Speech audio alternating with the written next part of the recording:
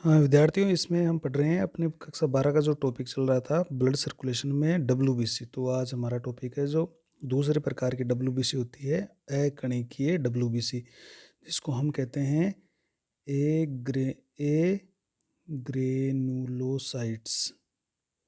जो ग्रेनुलोसाइट्स होते हैं अर्थात जिनके कोशिका द्रव्य में कोई कण नहीं पाए जाते हैं, कोई कण जैसी संरचना प्रोटीन के कण हमें दिखाई नहीं देते हैं, तो उनको हम अकणिकीय डब्ल्यूबीसी ग्रेनुलोसाइट कहते हैं। तो मतलब क्या है कि इनके कोशिका द्रव्य में या इनका कोशिका द्रव्य है वो अकणिकीय होता है, अकणिकीय होता है। मतलब जो प्रोटीन एंजाइम के दाने होते हैं वो इसके अंदर नहीं पाया जाता।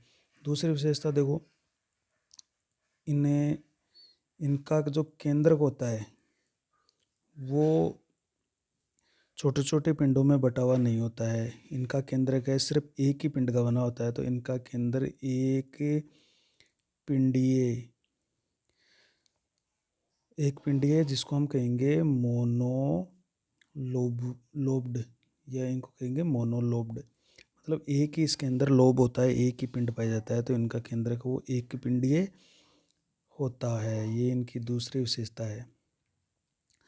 तो देखो, ये कणिकीय मतलब अगर हम इसको बनाएंगे तो ये बिल्कुल इनका कोशिका द्रव्य वो साफ दिखाई देगा, कोई कण नहीं होगा।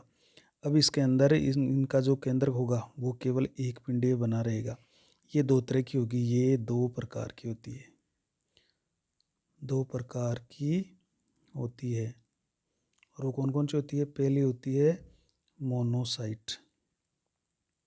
मोनोसाइट और दूसरी होती है लिम्फोसाइट। लिम्फोसाइट को हिंदी में कहते हैं हम लसीकाणु।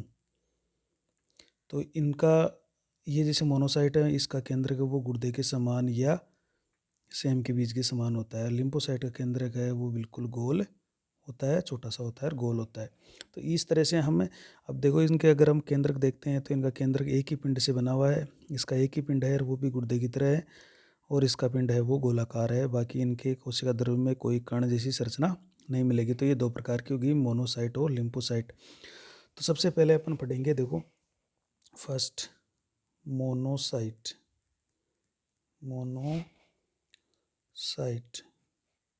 देखो मोनो, इसको अंग्रेजी में अपन इस तरह से लिखते हैं मोनोसाइट। मोनो का मतलब हो गया एक, तो हिंदी में इसको कहें तो इसका मतलब है एकल कोशिका। तो मोनोसाइट नाम इसलिए दिया गया है क्योंकि इसमें जो केंद्रक होता है, इसका जो केंद्रक होता है वो एक पिंडीय होता है। इस कारण इसका नाम, अर्थात इसका जो केंद्रक होता है वो मोनो न्यूक्लियर सेल होती है। ऐसी कोशिका होती है जिसके अंदर सिंगल केंद्रक पाया जाता है। हालांकि लसीकाणु में भी यानी लिम्फोसाइट में भी एक ही पिंडीय होता है, लेकिन उसका निर्माण और मैचुरेशन जो लिम्फोइड उत्तक होते हैं, लसिका उत्तक होते हैं, उसमें होने के कारण उसका नाम लसीकाणु दे दिया गया है, लसिका के अणु। जबकि इसमें भी मोनोलोब्ड ही होता है, लेकिन इसका जो इसके केंद्र के कारण इसका नाम है वो मोनोसाइट दे दिया गया है। तो इसमें देखो मोनोन्यूक्लियर सेल होती है, यानी ऐसी कोशिका होती है जिसमें केंद्र का एक ही पिंड पाया जाता है। अब इसके शेषा देखता हूँ। ये सभी डब्ल्यूबीसी में सबसे बड़ी डब्ल्यूबीसी होती है, याद रखिएगा, सबसे बड़ी डब्ल्यूबीसी होती है। अर्थात हम ये क्या कह सकते हैं? लार्जेस्ट डब्ल्यूबीसी, सबसे बड़ी लार्जेस्ट डब्ल्यूबीसी, सबसे बड़ी डब्ल्यूबीसी है वो हमारी मोनोसाइट होती है। देखो इसका जो केंद्रक होता है, आपको दिख रहा है इसका केंद्र कैसा है?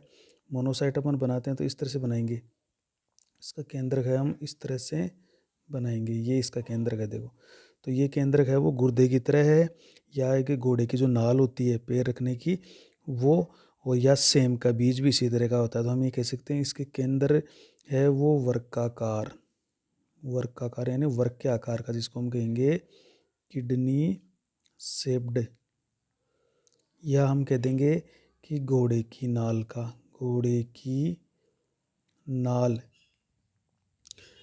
के समान, इसको हम कहेंगे हॉर्स शूज शेप्ड, या वो जो सेम का बीज होता है, बीन आती है, सेम बीज के समान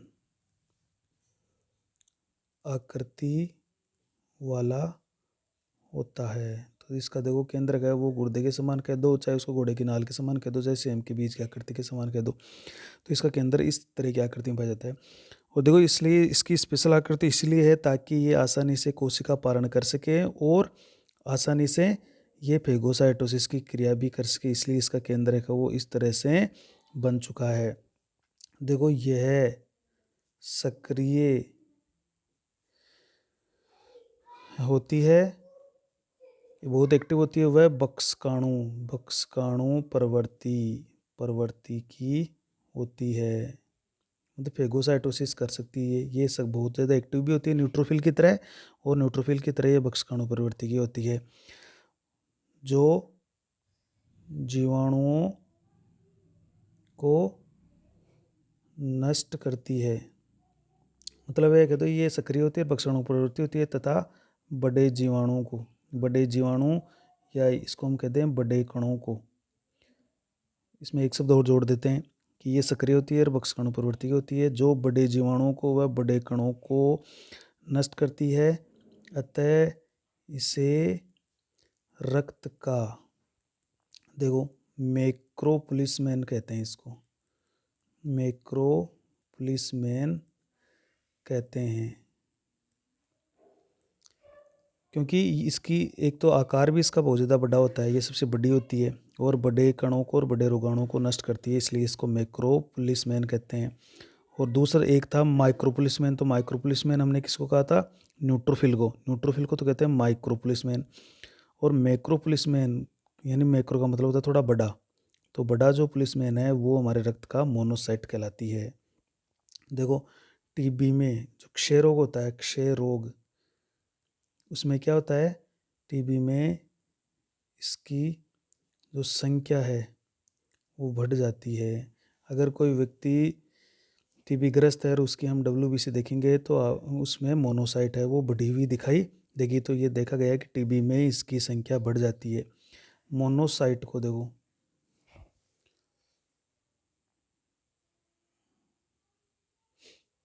एक बार वापस बता देता हूँ मैं कि ये सक्रिय होती है, बक्सकणों प्रवृत्ति की होती है, जो बड़े जीवाणु और बड़े कणों का नष्ट करती है, अतः इसे रक्त का पुलिसमैन भी कहते हैं। देखो मोनोसाइट, टीबी में क्षयरोग में इसकी संख्या बढ़ जाती है। मोनोसाइट जो है, उस मोनोसाइट को रक्त की अपमार्जक, ये भी बहुत इंपॉर्टेंट बात है, अपमार्जक जिसको हम कहते हैं स्कैवेंजर्स भी कहते हैं। स्कैवेंजर्स होती है कि मतलब जो अपशिष्ट पदार्थ होते हैं उनको, उनकी सफाई करना या उनको हटाना, तो ये हमारी मोनोसाइट है वो रक्त की अपमार्जक यानी स्कैवेंजर्स भी कहलाती है। क्यों कहलाती है, क्योंकि ये जो मृत रक्त कणिकाएं हैं, रक्त कणिकाएं, जो भी रक्त कणिकाएं हैं या जो मृत उत्तक है, मृत उत्तकों का सफाया करती है। देखो जितने भी जैसे WBC खत्म हो गई या RBC खत्म हो गई या प्लेटलेट्स जो है वो मृत हो गए, तो उनको उनको हटा देती है ब्लड से। और जो भी जो उत्तक हैं, अगर उनकी कोशिकाएं किसी की मृत हो गई है, उत्तक सेल है वो नष्ट हो रही है, तो उनको उनके से उनको शरीर से सफाई कर देती है, उनका हटा देती है। इस कारण इसको अपमार्जक भी कहते हैं। देखो ये कोशिका पारण क्रिया द्वारा, कोशिका पारण क्रिया द्वारा, कोशिका पारण क्रिया, तो कोशिका पारण आप जानते हो, जो रक्त कोशिकाएं होती है उसकी दीवार से बाहर निकल कर उत्तकों में जाती है, तो कोशिका पारण क्रिया द्वारा ब्लड से उत्तकों में आ जाती है और उत्तकों में आकर, इसमें बहुत इंपॉर्टेंट है, एक प्रश्न आएगा देखो, उत्तकों में आकर बड़े आकार की हो जाती है, बड़े आकार की हो जाती है। देखो जब तक ये ब्लड में रहती है तब तक इसका आकार वो छोटा होता है, हालांकि वैसे सबसे बड़े आकार की है, लेकिन वो आकार में एक छोटा होता है। जैसे उत्कों में आ जाती है ये, इसको स्थान मिल जाता है और वहाँ पर ये और भी ज़्यादा बड़े आकार की हो जाती है, तब तब इसे क्या कहेंगे, देखो वृत्त बक्सकाणु कहेंगे। बहुत बड़े आकार की हो जाती है वृत्त बक्सकाणु, या इसको हम कहेंगे मैक्रोफेज। क्या कहेंगे, मैक्रोफेज कहेंगे। देखो वर्त बक्सकाणु कहेंगे, तब इसे वर्त बक्सकाणु कहते हैं। जो बड़े कणों, रोगाणु या जो जीवाणु होते हैं उनका भक्षण करती है। देखो रोगाणु जीवाणु भी हो सकते हैं, तो बड़े कणों का, या हम कहें लिख दें बड़े रोगाणु का या बड़े जीवाणु का ये भक्षण कर लेती है। तो ये बहुत इंपॉर्टेंट बात है कि ये जब देखो जैसे रुधिर में होती है तब ये छोटी छोटी होती है। जैसे मान लीजिए ये उत्तक है, तो ये रुधिर की जो केशिकाएं होती है उनकी दीवार से बाहर आ जाती है और फिर बड़े आकार की हो जाती है इस तरह से। तब इनको हम क्या कह देंगे, मैक्रोफेज कह देंगे। देखो ये उत्तकों में आकर बहुत बड़े आकार की हो गई है, इसलिए बड़े आकार के कणों को, बड़े रोगाणुओं को भी खत्म कर देती है। नेक्स्ट देखो, सबसे इंपॉर्टेंट पार्ट हमारे जो ये मैक्रो वृद्ध बक्सकाणु है, वृद्ध बक्सकाणु, इसको हम अंग्रेजी में कहते हैं मैक्रोफेज।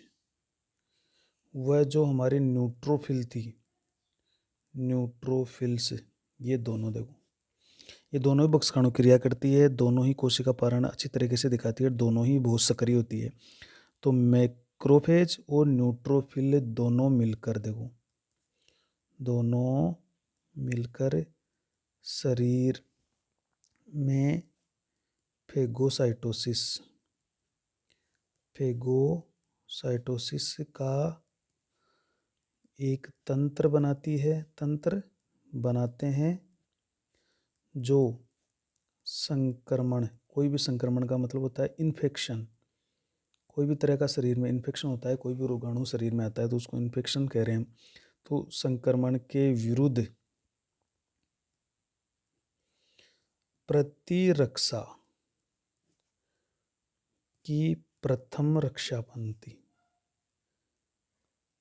प्रतिरक्षा की प्रथम रक्षा पंक्ति, ये है। देखो इसको अपन कहेंगे first line of defence. First line of defence, ये इसको हम कहते हैं प्रतिरक्षा की प्रथम पंक्ति कह दो इसको। प्रतिरक्षा की प्रथम पंक्ति अर्थात फर्स्ट लाइन ऑफ डिफेंस के रूप में कार्य करता है, जैसे मान लीजिए ये हमारी बॉडी है, इस बॉडी के अंदर कोई भी रोगाणु है वो शरीर में प्रवेश करता है, तो सबसे पहले जो यहाँ पर पहली पंक्ति के अंदर जो इसको ख़त्म करने के लिए पाई जाएगी हमारी न्यूट्रोफिल और वृद्ध बक्सकाणु, या जिसको हम कहें मोनोसाइट। तो मोनोसाइट और न्यूट्रोफिल दोनों मिलकर ही एक सबसे पहले इससे लड़ेगी। अगर इससे पार नहीं पड़ती तो हमारी जो लिम्फोसाइट है वो फिर नेक्स्ट इसको नष्ट करने का, रोगाणु को नष्ट करने का काम करेगी। तो सबसे पहले जो किसी भी रोगाणु से आमना सामना होता है या उससे भिड़ती है या उससे लड़ती है, तो सबसे पहले फर्स्ट लाइन के तौर पर सबसे आगे कौन होती है, हमारी न्यूट्रोफिल होती है।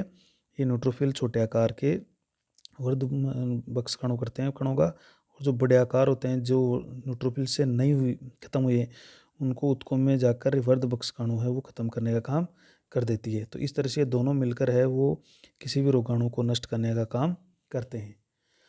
तो देखो हमने ये आपको बता दिया कि ये किस तरह से काम करती है। तो जैसे ये जब हमारे ब्लड के अंदर होती है तब तो हम इसको कहेंगे मोनोसाइट। क्या कहेंगे, मोनोसाइट। लेकिन जब ये ब्लड के पिलरीज की दीवार से बाहर उत्कों में आ जाती है तो अपने आकार को बढ़ा कर लेती है, तब इनको हम कह देंगे मैक्रोफेज। तो हम ये कहेंगे कि मैक्रोफेज यानी मोनोसाइट और न्यूट्रोफिल दोनों मिलकर फेगोसाइटिस की क्रियाधारक तंत्र बनाते हैं, जो संक्रमण के विरुद्ध प्रतिरक्षा के लिए प्रथम पंक्ति तहत फर्स्ट लाइन ऑफ डिफेंस के रूप में कार्य करते हैं। तो आज के हम केवल मोनोसाइट को पढ़ लेते हैं और नेक्स्ट वीडियो में हम अध्ययन करते हैं जो लसीकाणु होते हैं उनके बारे में। इसको देख लीजिए। तो इसके अंदर कई इंपॉर्टेंट प्रश्न आ गए देखो कि सबसे बड़ी डब्ल्यूबीसी कौन सी होती है, लार्जेस्ट डब्ल्यूबीसी, इसका केंद्र की संरचना कैसी होती है, और इसको क्या कहते हैं, मैक्रोपोलिस मैन भी कहते हैं, इसको अपमार्जक भी कहते हैं। और ये कोशिका पारण भी अच्छी तरीके से दिखाती है। ये इसलिए दिखाती है क्योंकि इनका केंद्रक है वो देखो गुर्दे के समान है। जबकि लिम्फोसाइट कोशिका पारण नहीं दिखाएगी, उसका कारण ये है कि इसका केंद्र कैसा है, गोल है, तो ये कोशिका पारण नहीं दिखा पाएगी।